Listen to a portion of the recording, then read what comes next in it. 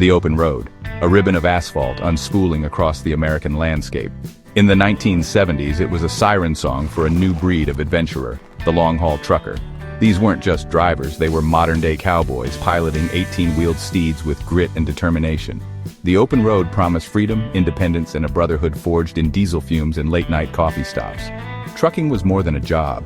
It was a lifestyle, a culture, a way of life that captivated a generation.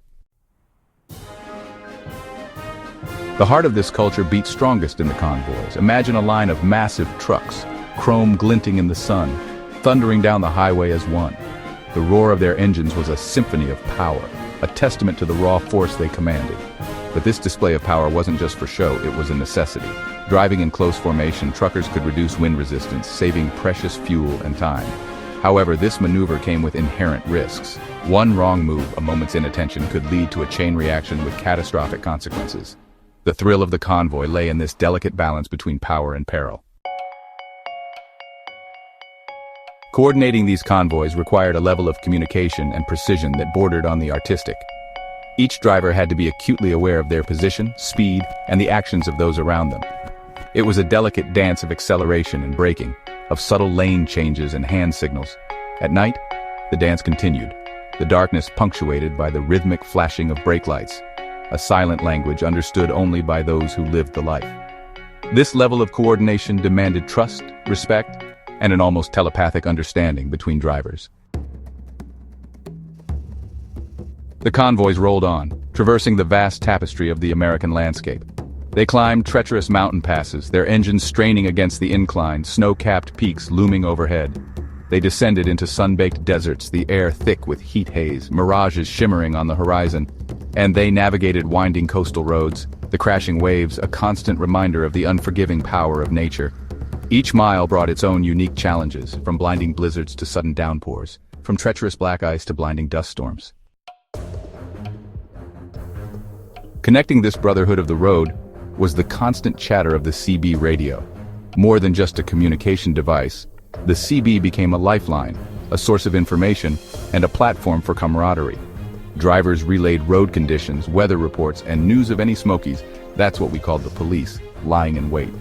It was a real-time information network, vital for navigating the challenges of the open road and avoiding the long arm of the law.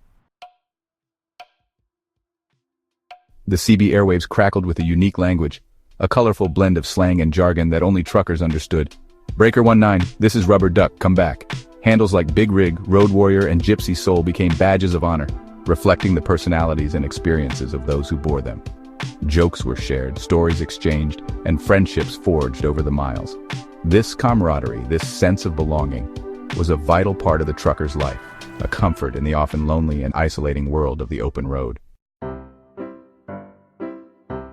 Of course, no discussion of 70s trucking would be complete without mentioning the eternal game of cat and mouse played with the law. Speed limits were viewed more as suggestions, and truckers developed a sixth sense for spotting speed traps and smokey bears. That's what they called highway patrol officers. CB radios became invaluable tools in this game, with drivers relaying the locations of patrol cars and radar traps. Outsmarting the law was seen as a badge of honor, a testament to a trucker's skill and cunning. Inevitably, even the most skilled trucker couldn't outrun the law forever. Speeding tickets were a fact of life, a necessary expense in the pursuit of freedom and on-time deliveries. But even a ticket couldn't dampen the spirits of these road warriors. They'd pay their dues, regroup at the next truck stop, and with a roar of engines and a cloud of diesel smoke, the convoy would reform, the camaraderie unbroken. The golden age of 70s trucking was a fleeting moment in time, a unique confluence of cultural trends, economic realities, and technological advancements.